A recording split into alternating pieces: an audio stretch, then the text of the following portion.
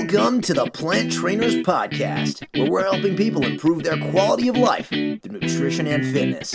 And now, your hosts, nutrition and wellness coaches, international speakers, Adam and Shoshana Chaim. Hey, I'm Adam Chaim. And I'm Shoshana Chaim, and we are Propelled by Plants. Today we bring to you episode 357 on the front lines of COVID-19 with Dr. Melissa Sundermann. In this episode of the Plant Trainers Podcast, we talked to Dr. Melissa Sundermann about being a plant-based physician on the front lines of COVID-19. She really helped us get an eye into what is going on inside the hospitals during this time, and we talked a little bit about bedside manner of doctors, why that can be, and how it might change after COVID. She has a very important message that she wants other physicians to hear to get on board with lifestyle medicine. And of course, we do talk to her a little bit about her athletic endeavors, like running the Boston Marathon 9 times and the impact that nutrition had on that.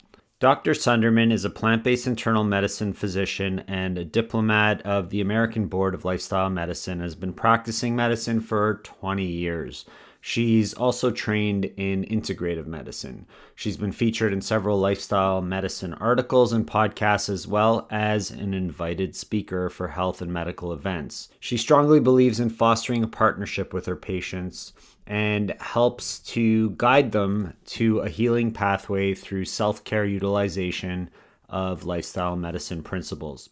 Her pillars of health include a whole food plant-based diet, daily movement, exposure to nature, social connection, and a sense of life purpose.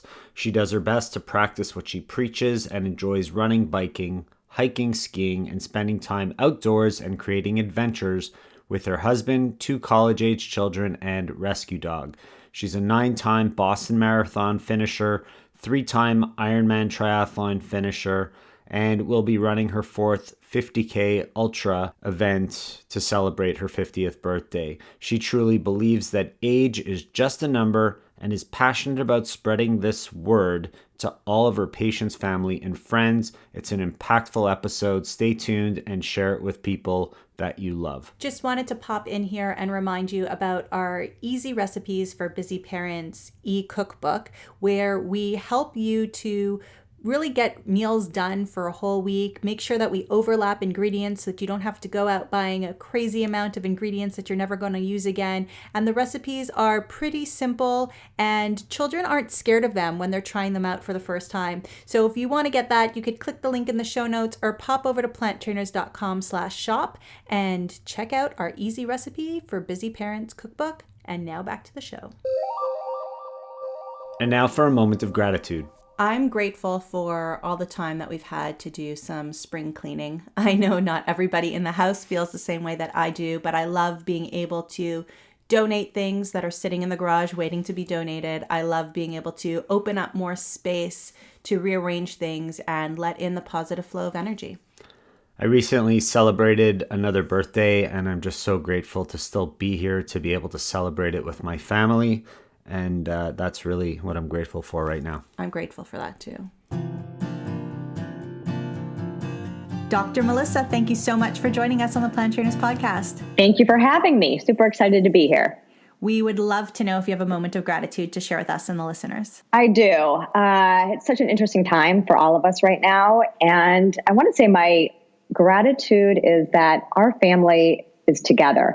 I have 2 kids and they're in college. My son is just finishing up his sophomore year and my daughter is finishing up her freshman year. So in the fall, we were super excited to be empty nesters and this new phase of our life. And then, the pandemic hit. And so both kids came home and we had to get used to having kids at home again. And it's been wonderful. Life is quiet. It is, I'm still working, but it's a simple life. So we've had a lot of family time with our college kids that we didn't know if they were going to be living at home ever again. So we've been playing family games. We got this new game of Catan, which I have yet to win a game, but I'm still working on that, and playing Uno, and I have won a game of that, taking family hikes. So really just gratitude to have my family, the 4 of us together. So that's been wonderful. I find that it all depends on family dynamics and personality of parents and children, but throughout this whole pandemic, there's different categories of children's age that make it easier or harder on a lot of parents. And I know our kids are in the 9 to 11 stage, so they could still act like 5-year-olds, but they could also act like 16-year-olds. So we're somewhere in the middle where we're blessed that most days are fairly routine and simple, and they can make themselves breakfast and they could get their snacks themselves. But for the ones that have the kids that are like 5 and under, especially if they're trying to work out of the house or from home, those kids need attention. I was a kindergarten teacher for so long. Unless they've been taught routine in a specific situation, they need so much more attention. So it's so much harder on parents. Right. And those kids, when they're that young, they don't quite understand. You know, my kids miss their friends terribly. My daughter's an athlete at her university, so she misses her teammates and her sport. But they understand that everyone is in the same boat, right? So your friends aren't out there having fun, you know, seeing each other. So that just understanding of we're all in this together and let's make the most of it. And we'll have memories. I'm sure that when I look back, when we get through all this, I'll think about these memories that we've had together. Of course. And being an athletic family and having teenagers for the last couple of years before they went out to university, they were on their own schedule. They were seeing their friends. They were practicing. So you probably didn't have a lot of family time. You would have had to force it. So this is kind of, there's nowhere else for them to go. It's a unique opportunity that a lot of parents are really taking advantage of, and it's a very positive kind of setup that we have where we get to know our kids on a different level than we may not have been able to, and build a better relationship with them. So we're hearing that a lot from the people that we're connecting with, and it's a good way to look at things and take advantage of this opportunity while we have it. For sure. And I think we've had more family dinners together during this because, as you were saying, like my son was a soccer player, travel soccer for 10 years. My daughter, you know, is a diver. And so the concept of family dinner, I'm like, well, they practice until 9 or 10 o'clock at night. So the fact that we've actually had family dinners, like I know that's the healthy thing to do, but for a busy family and dual career and kids involved in activities, that's not the easiest thing to pull off. So I'm grateful for that as well. So talk to us a little bit about your plant-based journey, and are your kids along on that journey with you? So I'll back up a little bit. And so for the listeners who probably don't know me, because I'm not quite as famous as a lot of the guests that you've had, but I am a physician. I'm board certified in internal medicine. I've been practicing going on 20 years now. And from the time I was a little girl, I've always been interested in medicine. I'm not quite sure where that came from because no one in my family was in medicine at all. I mean, not even a nurse, not even a medical assistant. And I remember just visiting someone in the hospital, like probably when I was in elementary school and thinking, this is what I want to do. Like, I just was so intrigued and fascinated. So all during middle school, high school, into college, university, I knew that I was going to be pre-med. I wanted to be a doctor, and I was able to, with a lot of hard work, and was able to achieve that wish and that journey. I became interested in primary care during medical school. I really liked a little bit of everything. And with primary care, internal medicine, I could achieve that and be able to treat a wide variety of diseases and all different types of ages. Being an internal medicine specialist, I don't see kids. So basically, once they've hit puberty, I'm comfortable seeing them. But I really loved that I could combine my love for medicine along with developing long-term relationships with my patients and that connection and really being able to listen. As a primary care physician, I have found that the patients will tell their own story. And if I can take the time to listen, that's one of my biggest roles. So along my journey of practicing medicine, I've done a bunch of different things. One thing that's stayed consistent is my deep feeling that self-care is so important. And that's what I truly believe for myself and for my own wellness, as well as my patients. And so I've always been looking to learn and, you could say, put more tools into my doctor's case along the way. So I practice conventional medicine. However, my true belief is there's so many modalities of healing. And so I did additional training during these past 20 years. I did an integrative medicine year-long faculty scholarship in the University of Michigan, that's where I graduated from and where I was working at the time. And I was exposed to various modalities of healing, everything from Ayurvedic medicine to homeopathy to acupuncture, mind-body medicine. And not that I was specifically trained in that, but just that I would understand what those different ways of healing, what that involved. If my patients were curious about that, I could address that. From there, I did professional training in mind-body medicine through the Center of Mind-Body Medicine with James Gordon, who's one of the leaders in that field, integrative medicine. And so through the Integrative Medicine Faculty Scholars Program and my professional training in mind-body medicine, I would take those tools and try to put them into my everyday practice. My journey becoming a lifestyle medicine physician really evolved. One of my mantras in life is the universe has a plan for me. And sometimes I say I don't understand that pathway it takes sometimes, but I have to believe that the universe does provide. And as I mentioned, we recently became empty nesters. And so it was this pivotal time in my career that I felt like I've now got more time. So I can invest more in my career myself. I've always worked. The only time I took time off was the birth of my two kids, which was 6 weeks each maternity leave. So I've always worked, but I was working 3 to 4 days a week and really trying to find a balance between being a mom and a wife and a doctor. And so once the kids were off to college, I thought, okay, now is my time to really focus on my career. And so I literally was Google searching what my next training would be. And so my personal interests in wellness and self-care and other ways of healing. So I was typing integrative medicine fellowships or wilderness medicine fellowships or wellness fellowships.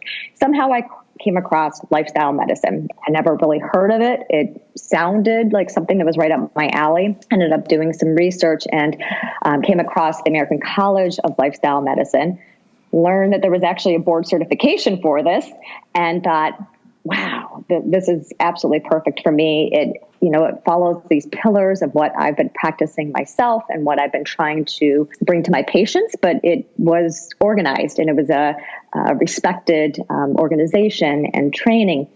So ironically enough, the practice that I was with, I was employed by a hospital. My practice was being taken over by another organization.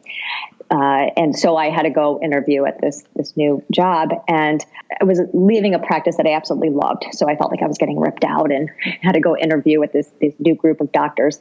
Didn't know much about them. And one of the doctors who was interviewing me, one of his questions is, and he got right in my face, and he said, "So, Dr. Sundermann, do you believe that diabetes is reversible?" And I kind of sat there and took a pause, and I thought to myself, should I answer this how I think I may be supposed to answer it, being a conventional medicine doctor, or should I just go with what my gut is telling me and what I truly believe? And I thought, well, I've got nothing to lose. These people already said they're hiring me, so I'm just going to speak from the heart.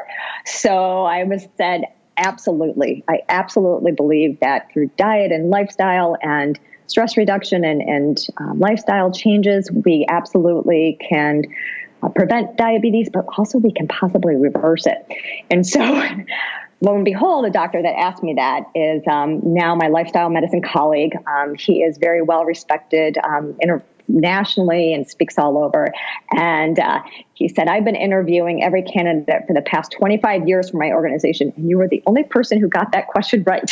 So long and short of it, this past fall, I went down to Florida with 4 other colleagues, and we took the board exam for American Board of Lifestyle Medicine. We all passed, and so now I am duly board certified in internal medicine and lifestyle medicine. And during that, I went to the conference the week before, and just blown away. And probably so many of your guests that you've had on your show spoke. Dean Orrish spoke, Brenda Davis, Team Sharesai, Michael Clapper was there, and I've never felt so at home. And I'm like, these are my people. Just really, I can be myself. We practice medicine the same way, and it was exactly what I needed in my career of being in a career for 20 years, just to rejuvenate and bring this passion forward. So I am absolutely so thrilled and so proud to now have on my doctor's coat, Melissa Sundermann, D.O., or Diplomate, DIPLOMATE. ABLM. So a Diplomat of the American Board of Lifestyle Medicine. Well, congratulations to Cool. you. That's a very beautiful journey of how to find it, because most people who come on say, oh, I was on Netflix and then I saw Forks Over Knives, or I came across this book while I was searching something else and I read this book. So, your Google search was a little bit more unique than some of the other guests. Can I ask, who was that doctor who got in your face? Well, you would love to have him on your podcast, Dr. Bob Brakey. And Bob is 65 years young. He still skis and water skis and is very inspirational. He's been a mentor to me, and he practices what he preaches along the same vein. So got a great person who he's technically my boss, but really understands where we're all coming from. And together, just within our organization, we are now growing, been pulled on a slight halt with COVID, but the Institute of Lifestyle Medicine within our multi-specialty group. So we're trying to educate physicians. We have about 700 providers in our group. So there's a big audience. And so that's sort of our passion, is to grow that institute. Being in lifestyle medicine now, what do you think is the impact that lifestyle medicine is making in the current situation with COVID-19, with the pandemic, with everybody who had a certain lifestyle and possibly should be looking at a change in lifestyle? What do you feel? And thank you, by the way, for all the work you've been doing on the front lines and all the doctors that are doing that as well, and all the other care providers. But what do you feel is a lifestyle that could help resolve this situation or possibly prevent something like it moving forward? So that's a good question. And I think, so being on the front line, my job role has actually recently changed. For the last 6 years, I've been just doing office medicine, so just all outpatient. Prior to that, I did do hospital medicine. And with the upsurge in COVID patients and the increased volume at the hospital, our group asked for volunteers to transition from outpatient to inpatient. So I kind of raised my hand and said, I'll do it. So I've been at the hospital going on my 4th week, and it's been a great experience for me in a multitude of ways. One is just to be there and to be able to help out. 2, like I said, inpatient medicine and outpatient medicine are different breeds. And so just to get those skills back, I love medicine because I learn something new every day. And so now I'm relearning and learning new tools.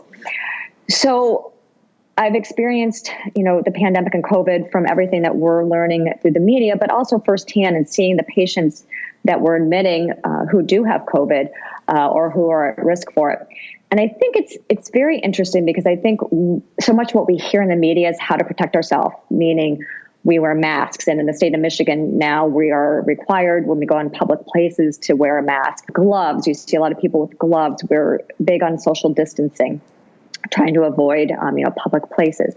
So we're very astute at knowing what to do with that.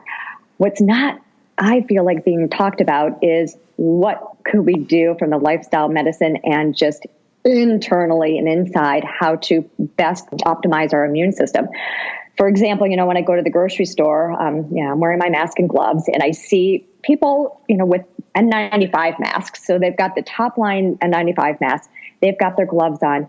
Their cart is full of processed food, soda, chips, meat. And I think to myself, this doesn't match. So you're optimizing what you think you are, your health, by protecting yourself. But truly, you're not protecting yourself internally. And, practicing what I preach and what the pillars of lifestyle medicine, following a whole food, plant-based diet. And one of the things that really was transformative to me was Michael Greger's book, How Not to Die. And, as a physician, as an athlete, I really thought that I was doing a great job in terms of wellness. Oh, there's How Not to Die. Literally right next to me. Sorry to interrupt. I remember listening to that. I listened to it on audiobook, which was fabulous because he reads it and he's such an entertaining guy. I didn't learn this in medical school. On average, doctors to this day are still getting about 17 hours of nutrition training in all 4 years of medical school, plus 3 to 4 years of residency plus fellowship. So, I have always eaten a pretty clean diet. I've been active, but, I still ate salmon because I needed protein, and I still ate chicken because that was lean protein. And I just didn't know, and before, you guys are both athletes, so pre-race, I always had to have pizza, with cheese, and then I would add protein on it pre-race. So I have some chicken on it. And I just thought that I was doing the right thing because that's all I knew. And when I read and listened to How Not to Die, I was just like, my gosh, I didn't know this stuff. And I really revamped how I eat and just optimizing our gut microbiome. And this is what I try to tell my patients in the office, and it changes can be, I know I've heard your story, and Adam, you changed because you had a health, I wouldn't say crisis, but a health concern. Shoshana, I think your change was a little bit more gradual. So I think it's meeting people where they're at and just providing information. And so when I'm admitting patients, whether they have COVID or not, they have comorbidities, whether it's diabetes or hypertension, hyperlipidemia, elevated BMI, a history of smoking, is trying to educate, what can you do right now to optimize your health? And the foods that we put into our body and how we move our body, two of the biggest things that we can do. And everyone has that power to do it. And I think it's just really educating people, building our gut microbiome, knowing that 70% of our immune system resides in the gut microbiome. And how do we feed that gut microbiome? Fiber, and just educating patients. I like to do a trick question of what do you think has more fiber? Chicken, eggs, cheese, or beef? And they're like, they get various answers. And I'm like, well, guess what? None of those have fiber. So the only place we're finding fiber is through our plants, our whole grains, and the importance of that every day. And again, we are very protein centric in this country world.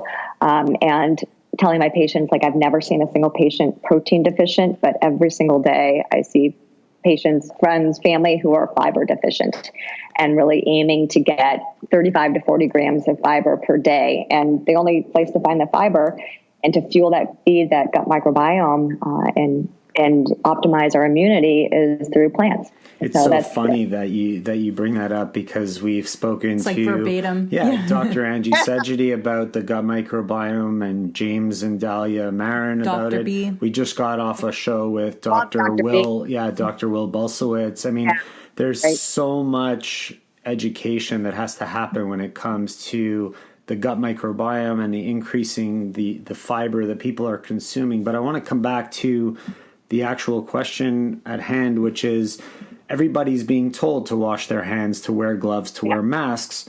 Why isn't anybody telling people that they need to eat differently in order to help prevent this whole situation? Just a small little break so that I could let you know that I know that you can get frustrated with your children when you want them to eat more plant-based, when you want them to eat the meals that you're putting on the table, when you know that they might not be getting all the nutrients that you want them to because they're choosing not to eat what you're putting down in front of them. I understand that frustration, and that is why we created the Putting an End to Picky Eaters program, where you have videos, spreadsheets, recipes, and more to help you learn the skills that you need to get your child to be eating more nutritious plant-based foods. So check it out at planttrainers.com/shop or in the show notes. Now back to the show. So Adam, I think people just don't know still. As a physician, I was 19 years into my career before I knew a lot of this stuff. I was still a doctor telling women to avoid soy if they had breast cancer, right? I think there's so many, I don't want to say rumors, but there's so many myths out there. And so I'm a physician, lifestyle medicine physician. I was the third cohort of physicians to go through the board exam.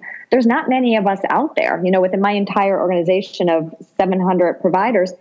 There's 5 of us, that are board certified. So I think that we need to educate. I think now that we've had, Game Changers has come out, which was able to reach a different audience. We're athletes here sitting, the 3 of us. So I know when my husband went to go see that with me, we went to the world premiere in this fall. He played soccer in college. He's still coaching soccer. He's an avid athlete. He was a meat eater, and he's been plant-based. He told me to do a 30-day challenge in this past October. So now we're going on 7 months because he feels better. So I think that there's just not enough of us out there disseminating this information. I'm hoping that's going to continue to change.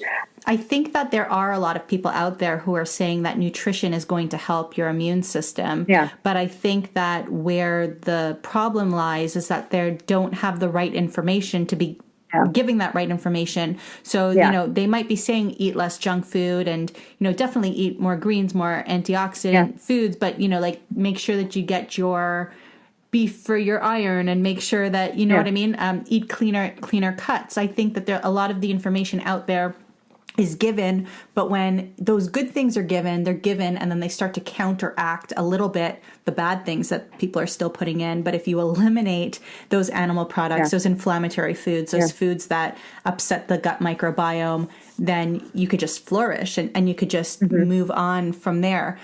I wanted to know, so from the outside, what we kind of see of doctors and bedside manner is that doctors are, in general, very quick in and out, 15 minutes, because they need to get through their patients, and that's the way there is. And some doctors clearly more caring than others and maybe younger or what have you. They're just they care. They seem to care more as opposed to it just being a job. But sure now they all care. I'm sure that they all cared at the beginning, but haven't you ever been to a specialist where you just feel like they just want to write your script and get you out and then be done? And even if they're only with you for 15 minutes in time, they don't even care who you are. They're just they're just working for the paycheck, right? I've seen it happen in every job.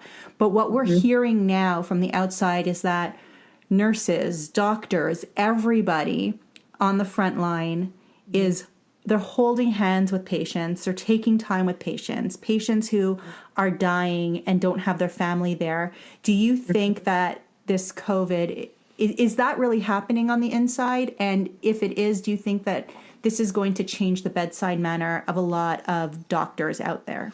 That's a really good question. And I think if we look at how this came to be of physicians being short with patients and, like you said, just writing the script, when you look at how the system has evolved, we're given 10 to 15 minutes with patients, and that's not a lot of time by the time the patient gets roomed and vitals are taken and medications are reconciled. What I found, and where I just couldn't do anymore, the easy thing is just to keep writing scripts, right? Because that's just, you feel like you've done something, boom, take this pill. I do think a lot of it is the system. I should make that very clear. I do think the system has created this environment for doctors. But I think that almost all of us, maybe not 100%, but a great majority of people who go into medicine do it for the right reasons. We are compassionate. We have an interest in helping people. We want to have that connection, so that the reason why what drew us to medicine, it's still there. And unfortunately, the system, it's difficult to practice within those parameters. I totally have read those same stories, and it is that when you go to the hospital now, it is so bizarre because it's like a ghost town. The only people there are the workers and the patients. And so you go to the ER, there's no family members anywhere, in the rooms. And so really, we are the only connection that patients have. And, we're covered in gowns. I mean, the PPE, which I'm thankful that we have enough PPE at my hospital where I'm working. So you can't even identify who anyone is, and I've seen that people putting the pictures of their on front of their gowns to just humanize. So I think that is a wonderful point. And what I try to do in my office, and again, I'm trying to work within, that 15-minute, maybe a 20-minute block for a physical exam, is I have a lot of resources. And so a lot of doctors don't even take the time to say, hey, can you tell me about what you eat or what your diet's like? And so I ask that question. And again, meeting patients where they're at. And so the very first time, most of my patients are not going to say, sure, I will go completely plant-based right now, drop it. Just not going to happen. So some of the handouts that I like to give from the get-go is I just introduce it. And then I talk about how about 90% of the chronic diseases I see are lifestyle related, and if someone says, well, diabetes runs in my family, so does high blood pressure, so does high cholesterol. I say, well, yeah, that may weigh on your family, but also sort of lifestyles and recipes. So just not, but we think of probably a very small percentage of genes cause those diseases. It's mostly lifestyle. So just interesting that concept that you have the power to not only improve this disease, but potentially reverse it. We could maybe get you off your diabetic medications or high cholesterol. And they're like, wow, really? So some of the handouts that I give to patients, I have a great 5-page handout of a grocery list. So when they say, well, there's nothing I can eat, if you're going to make me go plant-based, there's nothing I can eat. So I'm like, really? Let me give you this 5 pages of, everything from fruits and vegetables to whole grains to condiments to sauces to refrigerated foods and freezer foods. And they look through it and they're like, wow, I like some of this stuff. I'm like, great. And then another handout I give is I feel like all my patients are intelligent, right? They're all intelligent. So for me to sit there and preach, they can learn this. And so I have a whole resource list. So it goes from Netflix, because I feel like people, especially now, have the time to sit around. And so the Netflix that I think Game Changers I mentioned before is great, and Forks Over Knives, of course, and What the Health. So those kind of Netflix, and then podcasts. You were on my list of podcasts because I listen to you guys all the time. That's how I found you guys. It's when I run in the morning, I listen to podcasts. And so I tell patients, here's my 7 favorite podcasts. I learned so much. When you go for a walk, when you're cleaning your house, put on a podcast. So I give them the resources, and maybe I'll say, do you think you could do one thing, until I see you next, and one change? So sometimes that's, do you drink milk? And if they say yes, I say, do you think you could possibly transition to a plant-based milk? Because that, I think for a lot of people, that seems like, yeah, I could do that. I can still, have that with my coffee or with my cereal. So that seems like a tangible and attainable goal. One little step at a time, right, can definitely get them there. Exactly. Let's reverse that for a minute. And let's say all of these plant-based or vegan listeners that we have right now, how can they reverse that and go to their practitioners? And what can they say to them to give them a little bit of a resource list and interest them in learning more about a plant-based diet or lifestyle medicine? How can we, because if we can get more doctors on board, then that grassroots is really that much faster. I like that. So, an example. So one of my friends, actually, was I met her because our boys played soccer together. And this woman had struggled with her weight all of her life. And so I formed a Facebook group called Lifestyle Medicine at Washtenaw/Livingston County, and that's where I live. And we're now up to 1,600 members from all over the world. It's been great. So she joined our Facebook group. She had no knowledge about plant-based eating, and had high cholesterol, struggled with anxiety, mood disorders, pretty much all of her life, and struggled with her weight. Just figured this is just who I am, and I've got a great family, and this is just how it is. Joined our group, sort of decided I'm going to give us a try. A lot of our members put out recipes. She bought some cookbooks, Forks Over Knives, and read How Not to Die. And she, within, I think, about 3 to 4 weeks, had lost 15 pounds, she had her lipids drawn and completely normalized her lipids. She went to her doctor, and the doctor actually, drew the labs, and wrote her a note saying, "Oh my gosh, what have you done, to get these great results?" And her anxiety, she had to be on medication for years, and her anxiety right now, in fact, she messaged me the other day, and she said, if it wasn't for this whole food plant-based diet during this pandemic, I don't even know where my anxiety would be right now.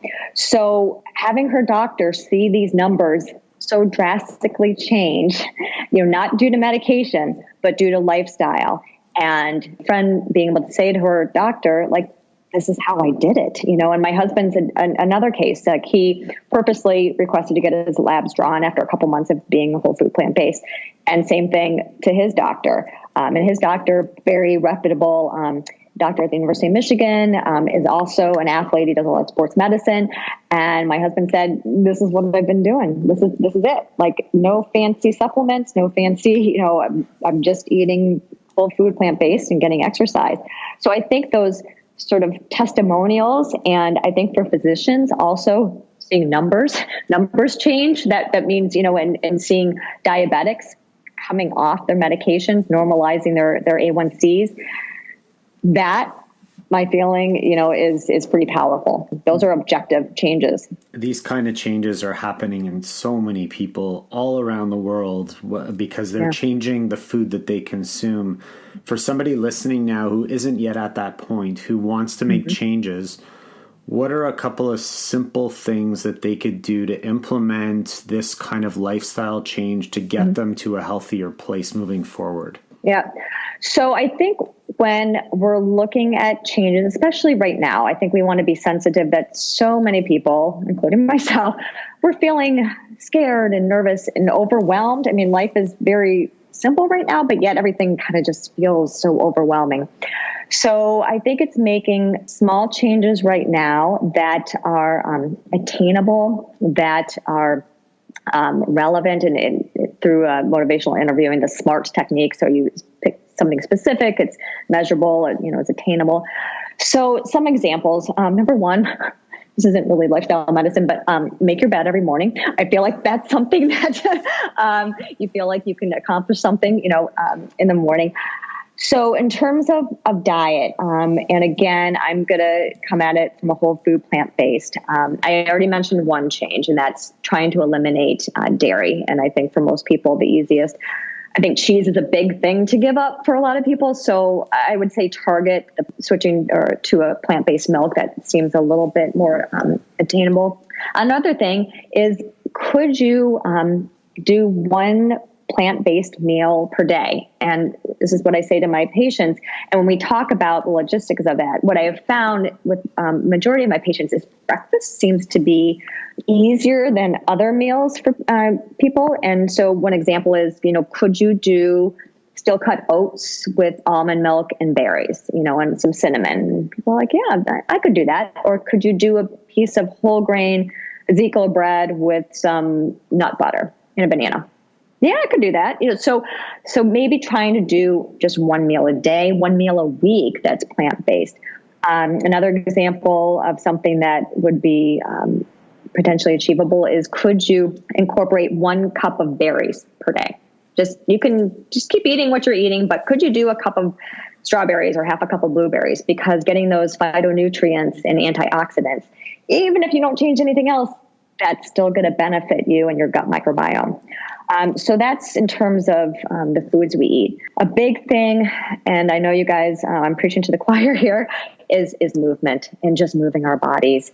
I know gyms are closed right now, and so that's a little bit more difficult. My husband loves the gym, and so he's been running with me every day. We have to go to the gym to move our body. I mean, if you put on music and dance with your kids, if you go outside and do some gardening, if you're gardening, you're going to be moving, soil around. I was sweating buckets the other day. Yeah. Exactly. I know we've been doing a ton of mulching and everything, or bird watching, just doing something like that. Then we've got, online YouTube videos. And so just moving your body. I know we've got some equipment at home. And the other day, my daughter, who I mentioned was an athlete, said, Mom, I can't work out today. I'm just like feeling down, and I don't have the energy. And I said, you'll feel better afterwards. I promise you. And I know for myself right now, I'm running pretty much every day because it's something I love to do, but it's not easy to get out that door. It's either it's going to be rainy or cold. We live in Michigan, so the weather has not been great,